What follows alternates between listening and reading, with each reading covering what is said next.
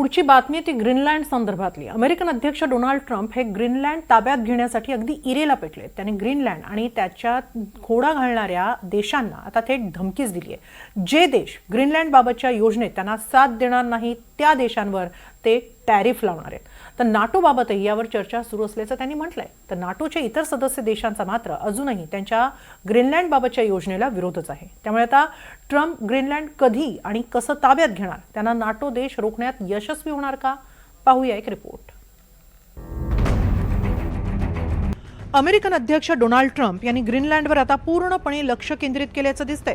Trump यांना कोणत्याही परिस्थितीत ग्रीनलँडवर ताबा हवाय, कोणताही भाडे करार नाही तर संपूर्ण नियंत्रण हवंय आणि त्यासाठी ते सर्व प्रयत्न करताना दिसतायत। मात्र त्यांच्या या प्रयत्नांना अजूनही युरोपीय देशांकडून विरोध होतोच आहे।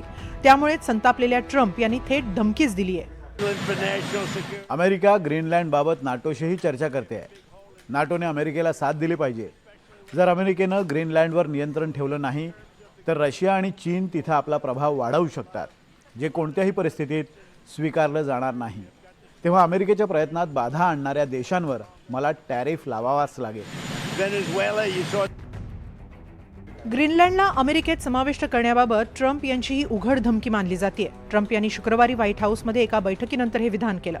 मात्र ट्रम्प यांनी कोणत्या देशांवर शुल्क लावलं जाईल आणि त्यासाठी ते कोणत्या कायदेशीर अधिकाराचा वापर करतील हे स्पष्ट केलेलं नाही।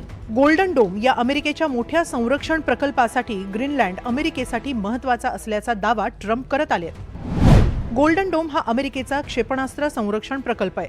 हा प्रकल्प इस्रायलच्या आयर्न डोम पासून प्रेरित आहे। चीन, रशिया सारख्या देशांकडून येणाऱ्या धोक्यापासून अमेरिकेचं संरक्षण करणं हा यामागचा उद्देश आहे। या जमिनीवर, समुद्रात आणि अवकाशात असलेल्या विविध संरक्षण प्रणालींचं एकत्रीकरण असेल। सुमारे 400 ते 1000 सेन्सर उपग्रह आणि 200 इंटरसेप्टर उपग्रहांचा यात समावेश असेल। ही यंत्रणा क्षेपणास्त्र प्रक्षेपित होताना किंवा उडताना त्यांना नष्ट करतील। क्षेपणास्त्रांचं प्रक्षेपण, मध्यमार्ग आणि लक्ष्य गाठण्यापूर्वीच त्यांना शोधून नष्ट करण्याची यात क्षमता असेल।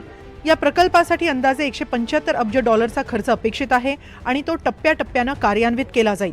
अमेरिकेसाठी हे एक अदृश्य कवच मानलं जात आहे। अगदी अंतराळातील धोक्यांपासूनही संरक्षण करणारी ही प्रणाली असेल। ही प्रणाली 2029 पर्यंत कार्यान्वित केली जाणार आहे। ते कॅनडा आणि उत्तर युरोप किंवा युरोप यांच्यामध्ये अटलांटिक महासागरात उत्तरेला दिसतं। पण जेव्हा आपण गोल पृथ्वी पाहतो त्यावेळेला आपल्याला असं लक्षात येतं की ग्रीनलँड हे उत्तर ध्रुवाच्या अतिशय जवळ आहे आणि अमेरिका आणि रशियाचा विचार करता किंवा अमेरिका, रशिया आणि चीन यांचा विचार करता त्यांच्या मध्ये कुठेतरी ग्रीनलँड आल्याचं आपल्याला दिसतं। अमेरिकेला अशी भीती आहे की अमेरिकेची जी अँटी मिसाईल सिस्टीम आहे किंवा आयर्न डोम ही जी सिस्टीम आहे, या सिस्टीमला अमेरिकेला अजून सशक्त करायचं असेल तर कॅनडाचा उत्तर भाग आणि ग्रीनलँड यांची अमेरिकेला गरज आहे। ग्रीनलँडच्या भौगोलिक स्थानामुळे अमेरिकेसाठी ग्रीनलँड महत्त्वाचा आहे। त्यामुळे ग्रीनलँड मिळवण्यासाठी ट्रम्प आणि अमेरिकेचे सर्व प्रयत्न सुरू आहेत। अमेरिकन संसदेचं एक द्विपक्षीय शिष्टमंडळ ग्रीनलँडच्या दौऱ्यावर होतं। या 11 सदस्यीय पथकाचं नेतृत्व डेमोक्रॅट सिनेटर क्रिस कुन्स यांनी केलं।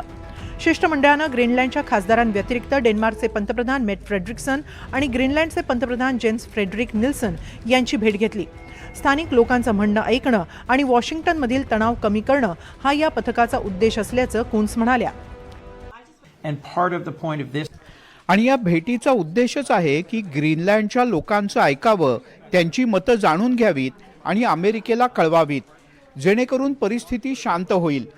भविष्यात त्यामुळे आणखीन काही सकारात्मक चर्चेचा पाया रचता येईल।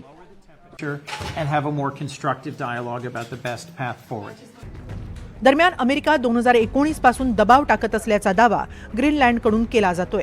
दुसरीकडे ग्रीनलँडमध्ये स्वीडननं आपलं सैन्य पथक पाठवलंय, तर फ्रान्स आणि जर्मनी या महत्त्वाच्या नाटो सदस्यांकडूनही ग्रीनलँडमध्ये सैन्य पाठवलं जाणार आहे। ग्रीनलँड राजकीयदृष्ट्या, आर्थिकदृष्ट्या युरोपीय संघावर विश्वास ठेवू शकतो आणि जेव्हा सुरक्षेचा प्रश्न येतो तो तर नाटोच्या मुख्य मुद्द्यांपैकी एक आहे। आर्क्टिक आणि त्याची सुरक्षा यावर नाटोचा भर असतो। त्यामुळेच आम्ही ग्रीनलँडला पाठिंबा देण्यासाठी तिथली गुंतवणूकही वाढवणार आहोत, तिथं सुरक्षेवर अधिक भर देणार आहोत। indeed after ग्रीनलँडला स्वतःचं असं सैन्य नाही. ग्रीनलँड हा डेन्मार्कचा स्वायत्त भाग आहे. त्याची संरक्षण आणि परराष्ट्र धोरणाची जबाबदारी डेन्मार्कची आहे. 2009 नंतर ग्रीनलँड सरकारला किनारपट्टीची सुरक्षा आणि काही परदेशी बाबींमध्ये सूट मिळाली. मात्र संरक्षण आणि परराष्ट्र धोरणाचे मुख्य विषय अजूनही डेन्मार्ककडेच आहेत. त्यामुळे डेन्मार्कची जॉईंट आर्क्टिक कमांड ग्रीनलँडमध्ये सतत कार्यरत असते. तिथं सुमारे 150 ते 200 डॅनिश लष्करी आणि नागरी कर्मचारी तैनात आहेत. तर ग्रीनलँडमध्ये अमेरिकेचाही पिटुफिक स्पेस बेस अर्थात थुले एअर बेस आहे. ग्रीनलँडच्या वायव्येला असलेल्या या तळावर सुमारे 150 ते 200 सैनिक तैनात असतात. हा तळ क्षेपणास्त्र चेतावणी प्रणाली आणि अवकाश निरीक्षणासाठी वापरला जातो. आता ट्रम्प यांच्याकडून अनेक मार्गांनी ग्रीनलँडवर नियंत्रण मिळवण्याचे प्रयत्न सुरू आहेत. त्यासाठी त्यांनी त्यांचं टॅरिफ कार्डही बाहेर काढलंय. आता त्यांची ही धमकी किती कामी येते? युरोपीय देश ग्रीनलँड डेन्मार्कच्या पाठीशी कितपत उभे राहतात हे पाहणं महत्त्वाचं ठरेल. Bureau report, NDTV Marathi.